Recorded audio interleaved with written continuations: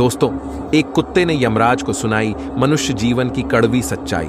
सुनकर आप भी चौंक जाएंगे। इस प्राचीन कथा में हम आपको बताएंगे कि कैसे एक कुत्ता यमलोक पहुंच जाता है और यमराज से शर्त लगाता है, और यमराज उस शर्त में कुत्ते से हार जाते हैं और फिर यमलोक के सारे नियम बदलने पड़ते हैं। इस कथा में हम जानेंगे भगवान विष्णु ने यमराज को मनुष्य जीवन के संबंध में कौन सा महत्वपूर्ण ज्ञान दिया है। तो चलिए दोस्तों, आपका समय बर्बाद न करके कथा को शुरुआत करते हैं। दोस्तों, प्राचीन काल में मध्य देश में एक अत्यंत शोभायमान नगरी थी। उस नगरी में एक धनवान सेठ रहता था। उस सेठ के पास एक लाल रंग का कुत्ता होता है। वह सेठ बहुत लालची और कपटी स्वभाव का होता है, किंतु वह भगवान विष्णु का परम भक्त होता है। वह हमेशा अपने इष्ट देव भगवान विष्णु की पूजा आराधना करता रहता था। फिर एक दिन उस सेठ की भक्ति से प्रसन्न होकर भगवान विष्णु उससे मिलने के लिए पधारते हैं और उसे दर्शन देते हैं और कहते हैं, हे वत्स, मैं तुम्हारी भक्ति से अत्यधिक प्रसन्न हूं। मांगो, तुम्हें जो भी वर चाहिए, तुम्हारी जो भी इच्छा और मनोकामना है, मैं अवश्य पूर्ण करूंगा। वह सेठ भगवान विष्णु से कहता है, हे प्रभु, मैं आपके दर्शन करके धन्य हुआ। प्रभु, मुझे कुछ नहीं चाहिए, मेरे पास आपका दिया हुआ सब कुछ है। फिर वह सेठ एक सादा कागज निकालता है और भगवान विष्णु से कहता है, हे प्रभु, आप इस कागज पर अपने दस्तखत कर दीजिए, ताकि मैं दुनिया के लोगों को भगवान के होने का सबूत दिखा सकूं। आजकल दुनिया में कोई ये मानना ही नहीं चाहता है कि भगवान है। फिर भगवान ने कहा, ठीक है वत्स, लाओ, मैं तुम्हारे कागज पर दस्तखत कर देता हूं। इतना कहकर भगवान विष्णु उस सेठ के कागज पर दस्तखत कर देते हैं और अंतर्ध्यान हो जाते हैं। फिर वह सेठ उस कागज को हमेशा अपनी जेब में ही डालकर रखता था, ताकि वह दूसरों को भगवान के होने का सबूत दिखा सके। फिर कुछ दिनों बाद उस सेठ का वह कुत्ता मर जाता है, जिससे वह सेठ बहुत ही दुखी हो जाता है। सेठ का कुत्ता मृत्यु के बाद यमलोक में जाने लगता है। फिर यमलोक पहुंचने के बाद वह कुत्ता यमराज के सामने आकर खड़ा हो जाता है। यमराज उस कुत्ते का लेखा जोखा निकालते हैं और कहते हैं, हे श्वान, तुमने तो पशु का जन्म पाकर भी कोई पाप नहीं किया है। तुमने हमेशा अपने मालिक के साथ वफादारी की है, कभी किसी पशु पक्षी आदि प्राणियों को कष्ट नहीं दिया है। तुमने अपने सभी काम बड़े ईमानदारी के साथ किए हैं। हे श्वान, एक कुत्ते का जन्म पाकर भी तुमने कोई भी घृणित कार्य नहीं किए हैं, इसीलिए तुम्हारे सभी जन्मों के पाप अब नष्ट हो चुके हैं। हे श्वान, अब तुम बताओ, तुम किस लोक में जाना चाहते हो? तुम जहां चाहोगे वहां तुम्हें भेजा जाएगा। तुम जिस प्राणी का जन्म चाहते हो वह जन्म भी तुम्हें दिया जाएगा। हम तुम पर बड़े ही प्रसन्न हैं। शीघ्र बताओ, तुम्हारी क्या मनोकामना है? फिर वह कुत्ता बोलने लगता है, हे धर्मराज, आप चाहे मुझे नरक में भेजो या स्वर्ग में, मैं कहीं पर भी जाने के लिए तैयार हूं। लेकिन मेरी आपसे विनती है कि मैं जिस भी स्थान पर रहूं, मैं किसी मनुष्य के बंधन में ना रहूं। मुझे किसी मनुष्य की गुलामी न करनी पड़े और ना ही मुझे मनुष्य का जीवन चाहिए। आप कृपा करके मुझे कोई उचित स्थान प्रदान करे। कुत्ते की बात सुनकर यमराज आश्चर्यचकित होते हैं और सोचने लगते हैं कि मनुष्य का जीवन पाने के लिए तो देवता भी तरसते हैं, फिर यह कुत्ता मनुष्य का जीवन ना देने की कामना क्यों कर रहा है? फिर यमराज उस कुत्ते से कहते हैं, हे श्वान, तुम मनुष्यों से इतना द्वेष क्यों करते हो? मनुष्य का जन्म पाने के लिए तो बड़े बड़े देवता भी तरसते हैं। पृथ्वी पर तो मनुष्य का जीवन ही सर्वश्रेष्ठ है। फिर क्यों तुम मनुष्य का जन्म नहीं पाना चाहते हो? इससे पहले तुम्हें कभी मनुष्य का जीवन नहीं मिला है, शायद इसीलिए तुम मनुष्य जीवन के फायदे नहीं जानते हो। तुम एक बार मनुष्य का जीवन प्राप्त करके देखो, तुम्हें पता चलेगा कि उसके कितने फायदे हैं। यमराज की बात सुनकर वह कुत्ता कहता है, हे धर्मराज, मैं जानता हूं कि मनुष्य का जन्म कितना अनमोल है, लेकिन मनुष्य बड़ा ही स्वार्थी, धूर्त, कपटी और चालाक होता है। जब वह अपना मतलब देखने लगता है तो सही गलत सब कुछ भूल जाता है। उसकी तृप्ति किसी चीज से नहीं होती। सारे संसार का धन भी उसे मिल जाए तो भी वह संतुष्ट नहीं रहता। उसकी भूख कभी नहीं मिटती है। मनुष्य बड़ा ही असंतोषी होता है। वह अकारण ही दुखी रहने लगता है और दूसरों को भी दुख देने लगता है। मनुष्य मुझ जैसे बेजुबान जानवरों को अपना गुलाम बनाकर रखता है और अपना काम निकलवाता रहता है। इतना ही नहीं, मनुष्य तो भगवान को भी धोखा देता है।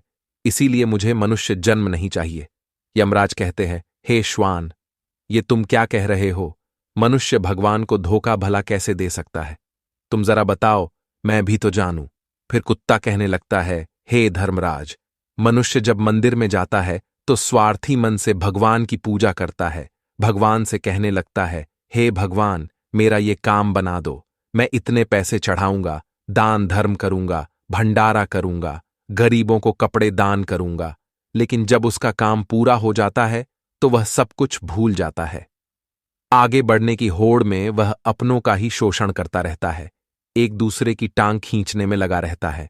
न खुद ऊपर उठने का प्रयास करते हैं, न दूसरों को उठने देते हैं, न चैन से खाते हैं, न खाने देते हैं। अपना काम बनाने के लिए दूसरों को धोखा देता है। और उसकी धूर्तता तो देखिए, वह भगवान को भी लालच दिखाकर अपना काम बना लेता है।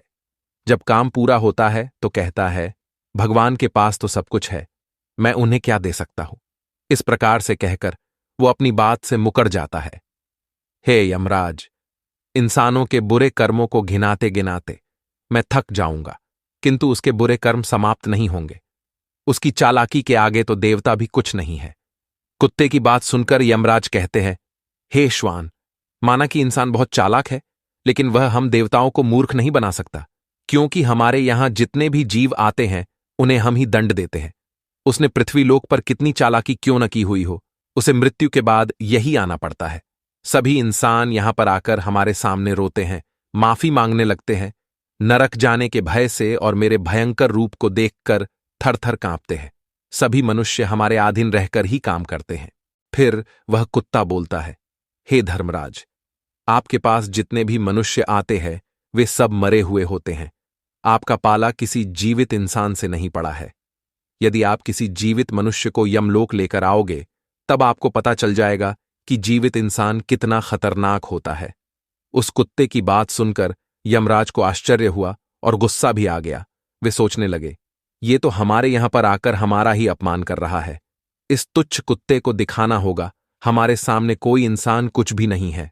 इंसानों की चालाकी हमारे सामने नहीं चल सकती। इस बात को साबित करने के लिए यमराज अपने दूतों को बुलाते हैं और कहते हैं, हे दूतों, जाओ और इस कुत्ते के मालिक को जीवित ही उठाकर यमलोक लेकर आ जाओ। हम भी देखते हैं कि जीवित इंसान हमारे सामने क्या चालाकी करता है। अगर यह कुत्ता गलत साबित होता है तो इसे अनेक वर्षों तक नरक में डाला जाएगा। उस कुत्ते को पूरा यकीन था कि एक अकेला जीवित मनुष्य स्वर्ग लोक में खलबली मचा देगा। फिर यम के दूत धरती लोक पर जाते हैं और उस कुत्ते के मालिक को अर्थात उस सेठ को चारपाई के साथ उठाकर यमलोक ले जाने लगते हैं। तभी बीच रास्ते में उस सेठ की नींद खुल जाती है और वह देखता है कि दो अत्यंत हृष्ट पुष्ट सिंगों वाले यमदूत उसे चारपाई के साथ उठाकर यमलोक ले जा रहे होते हैं। वह सेठ उन यमदूतों से पूछने लगता है, हे यमदूत, क्या मेरी मृत्यु नींद में हो चुकी है? तब यमदूत कहने लगते हैं, नहीं मनुष्य, तुम अभी जीवित ही हो। फिर वह सेठ कहता है, फिर आप दोनों मुझे कहां ले जा रहे हैं? मैंने कौन सा पाप किया है? यम के दूत उस सेठ को सारी कहानी बता देते हैं और कहते हैं, तुम्हारे कुत्ते ने यमराज से कहा है कि जीवित मनुष्य बहुत चालाक होता है, इसीलिए इस बात का परीक्षण करने के लिए यमराज ने आपको जीवित ही यमलोक लाने के लिए कहा है। उस सेठ को पूरी बात समझ में आती है और वह कुछ देर तक सोचने लगता है और फिर तुरंत उसकी जेब में रखा हुआ वह कागज निकालता है जिस पर भगवान विष्णु ने दस्तखत किए हुए होते हैं। वह उस कागज पर कुछ लिख देता है और फिर से कागज को अपनी जेब में रख लेता है। यमदूत उस सेठ को लेकर यमराज के दरबार में उपस्थित हो जाते हैं। उस सेठ को देखते ही यमराज जोर जोर से हंसने लगते हैं और सोचने लगते हैं, ये तुच्छ मनुष्य भला मेरा क्या बिगाड़ पाएगा। फिर वह सेठ जाकर यमराज के सामने खड़ा हो जाता है और अपनी जेब से वह कागज निकालकर यमराज को देता है। जब यमराज उस कागज को खोलकर पढ़ने लगते हैं तो वे तुरंत ही सिंहासन से उठकर खड़े हो जाते हैं और उस सेठ को सिंहासन पर बिठाकर खुद उसके स्थान पर खड़े हो जाते हैं, जिसे देखकर यमराज के सभी दूत चौंक जाते हैं, सोचने लगते हैं, यमराज ये क्या कर रहे हैं? एक मानव को अपने सिंहासन पर बिठा रहे हैं। ये जरूर कोई पहुंचा हुआ इंसान लगता है। वह सेठ अब यमपुरी का राजा बन जाता है। यमराज भी उसका आदेश मानने के लिए विवश हो जाते हैं। फिर वह सेठ सिंहासन पर बैठते ही यमलोक के सभी कानून बदल देता है और यमराज को ही यमलोक के द्वार का पहरेदार बना देता है।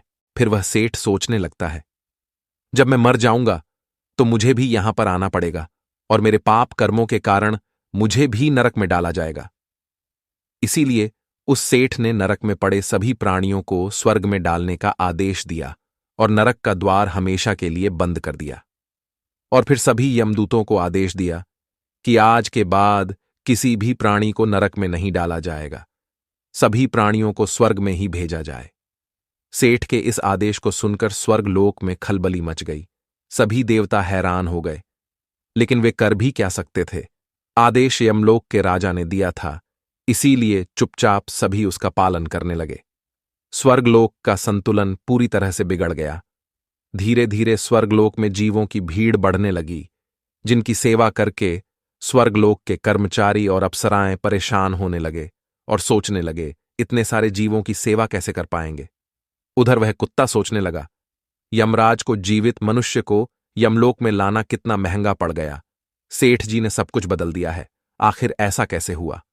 फिर वह कुत्ता अपने सेठ के पास गया और पूछने लगा, सेठ जी, आपने ये सब कैसे किया? अब तो आप यमलोक के राजा बन गए हैं, अब मैं सारे जीवन आपका दास बनकर रहूंगा।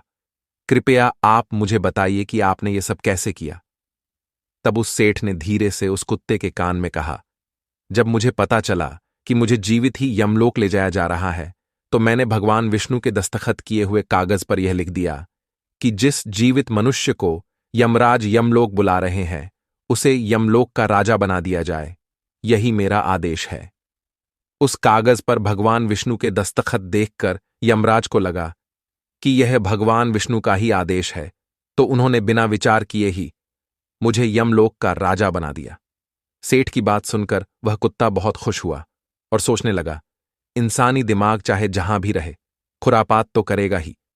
इधर यमलोक का ऐसा हाल देखकर सभी देवता भगवान विष्णु से मिलने के लिए वैकुंठ चले गए और उन्हें सारी बात बता दी।